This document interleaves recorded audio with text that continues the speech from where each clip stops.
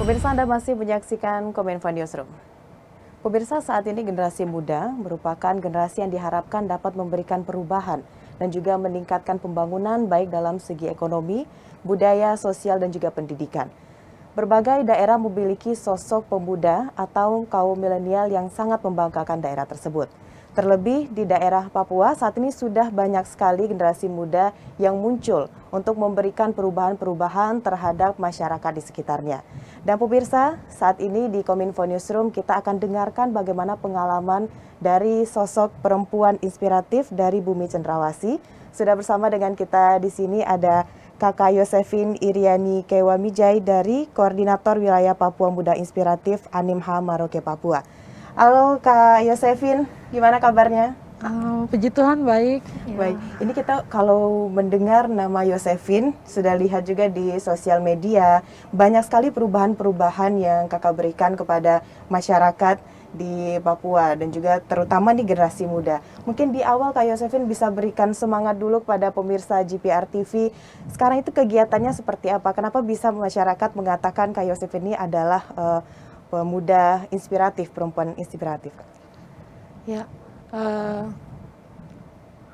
terima kasih ya atas waktu dan kesempatan yang diberikan kepada saya. Ya, saya memberi semangat kepada semua generasi muda milenial Papua dan Papua Barat dan seluruh di tanah air Nusantara. Ya, sebagai perempuan inspiratif, ya kita melihat generasi muda saat ini dengan banyak kompetensi yang diberikan pemerintah, ya itu sangat membuat generasi muda harus lebih inspiratif. Ya, bagaimana kreatifnya mereka itu yang harus didorong, ditonjolkan sehingga banyak sekali anak-anak muda Papua sudah terjun ke dunia itu. Baik. Ya. Ini yang penasaran sekarang kegiatan Kak Yosefin itu seperti apa Kak? Ini kayak sibuk banget kalau kita lihat di media sosial ya Kak Yosefin. Iya, sebagai koordinator wilayah Papua Muda Inspiratif Animha, ya untuk wilayah Merauke sendiri kami banyak kegiatan khususnya di bidang pertanian, perikanan dan UMKM. Itu membuat banyak kesibukan di segala bidang untuk bagaimana mendorong anak-anak muda lebih kreatif. Oke, berarti dengan kesibukan-kesibukan yang Kak Yosefin rasakan beberapa waktu itu, apa yang membuat Kak Yosefin berani untuk turun dan merangkul teman-teman kaum milenial yang ada di Papua? Ya, saya melihat banyak potensi daerah yang memang harusnya didorong.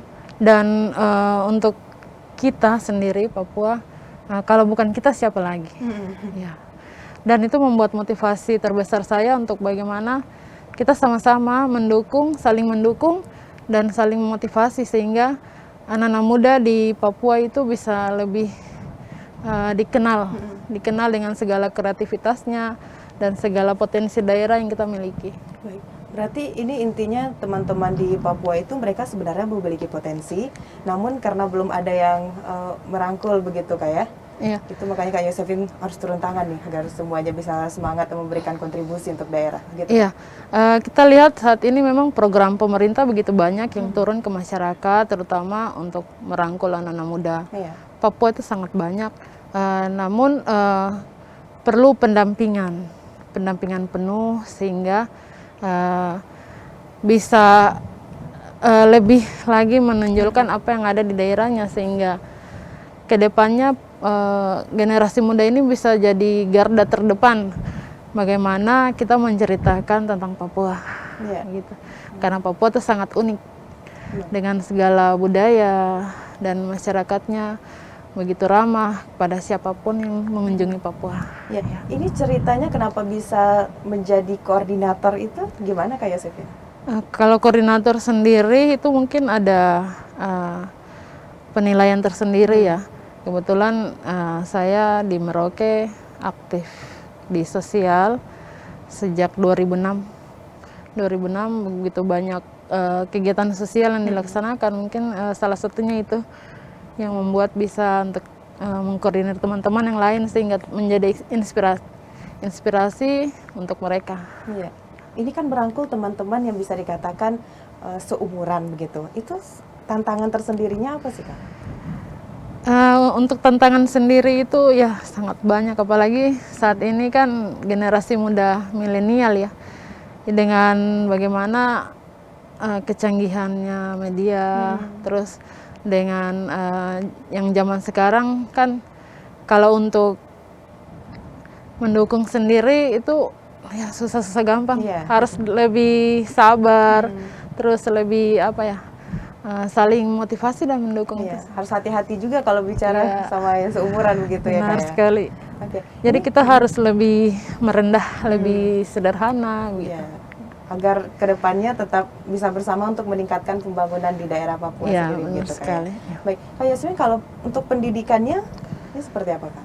Ya, saya backgroundnya di perawat. Oh, Ya, perawat. Perawat, iya. Kebetulan mungkin karena perawat itu kan melayani. Dan juga sabar tadi ya. Melayani dengan sabar, penuh kasih ya. Jadi memang kalau untuk di bidang saya sendiri itu saya lebih ingin melebarkan apa orang bilang, melebarkan sayap ya. Jadi banyak sekali anak-anak muda yang harus kita dorong lewat bidang-bidangnya masing-masing, dan bagaimana untuk bisa menjadi seperti mereka, itu masuk ke dunia mereka. Itu merupakan suatu tantangan yang besar karena saya basicnya perawat. Iya, berarti sudah ada modal kesabaran dari backgroundnya Kak Yosefin ya. Nah, kita kan sebagai koordinator nih, Kak, generasi muda, dan Papua itu kan juga luas. Itu bagaimana caranya Kakak untuk mencari bibit-bibit dari kaum milenial yang mau dirangkul dan untuk meningkatkan pembangunan? Iya, saya melihat dari potensi daerah yang ada. Kita ada kerjasama dengan pihak lain untuk mendatangi suatu daerah atau bagaimana?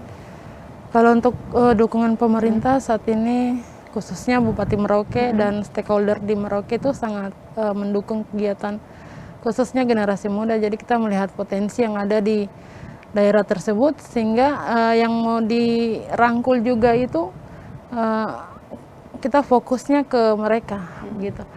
Jadi banyak sekali anak-anak muda di Merauke itu sudah mulai terjun ke dunia bisnis. Oh, sudah banyak terjun ke dunia bisnis. Lewat UMKM toh, UMKM, terus ada berbagai macam bidang lagi. Ya. Baik. Kalau berbicara mengenai perempuan, kadang masih ada orang yang beranggapan bahwa perempuan itu jangan terlalu banyak bekerja keras gitu ya, jangan terlalu banyak melakukan pekerjaan dalam satu waktu. Ini Kak Yosefin punya tantangan juga Kak dari teman-teman lingkungan lain atau masyarakat yang mengatakan jangan terlalu banyak bekerja, fokusnya cuma satu aja. Gitu, ada tantangan tersendiri nggak Kak dari lingkungan? Untuk sementara kalau lingkungan tempat saya tinggal kebetulan itu kan semuanya orang pekerja. Jadi pagi itu sudah dengan aktivitas masing-masing, nanti pas pulangnya juga sudah langsung di rumah masing-masing dengan keluarga. Jadi kebetulan dari keluarga saya juga disiplinnya dari orang tua kerja, jadi sudah terbiasa dari kecil untuk bekerja. Cuman untuk bagaimana kita mau merangkul lebih banyak lagi lewat gerakan sosial, baru kita bisa menjangkau semua itu. Ya, ada yang menarik juga Kak Yosefin tadi mengatakan bahwa latar belakangnya adalah seorang perawat. Sedangkan untuk menjadi koordinator, kita merangkul teman-teman itu komunikasi dan cara memimpin harus lebih baik. Kak Yosefin sebelumnya pernah mengikuti kegiatan pada saat kuliah begitu? Menjadi ketua kegiatan atau sebagaimana? Kalau untuk ketua itu sudah dari saya SD memang sering ketua kelas, dan juga cukup berprestasi, sehingga itu membuat jati diri saya terbentuk, sehingga bisa bagaimana saya bisa, kamu tidak bisa. Jadi kita saling mendukung. Berarti jiwa kepemimpinannya sudah ada sejak SD begitu ya? Iya, sudah. Ya. Baik. Teman-teman yang kita rangkul ini tentunya mereka memiliki tujuan atau mereka memiliki cita-cita agar apa yang mereka inginkan itu dapat terwujud. Kak Yosefin pernah melakukan sebuah kegiatan bersama dengan teman-teman generasi muda di Papua, namun terkendala mulai mungkin dari dana atau bahkan dari hal-hal lain. Nah, itu cara mengatasinya gimana, Kak? Kalau untuk kegiatan sendiri memang kebanyakan saya melakukan kegiatan sosial. di mana itu untuk dana kita menyampingkan itu, soalnya ya bagaimana kita untuk lebih bersatu, terus lebih kompak gitu ya, dan memang lebih saling menyayangi, karena dengan organisasi itu banyak sekali keuntungan yang kita dapat dari kenalan dan juga akses yang kita miliki ke depannya. Ya. Berarti hambatan-hambatan seperti itu tidak jadi masalah asalkan tetap bersama begitu ya, Kak Yosefin ya. Kalau masa depan Papua di mata Kak Yosefin itu seperti apa? Ya, untuk masa depan Papua sendiri saat ini memang harapan saya ke depannya semoga banyak pemimpin-pemimpin wanita.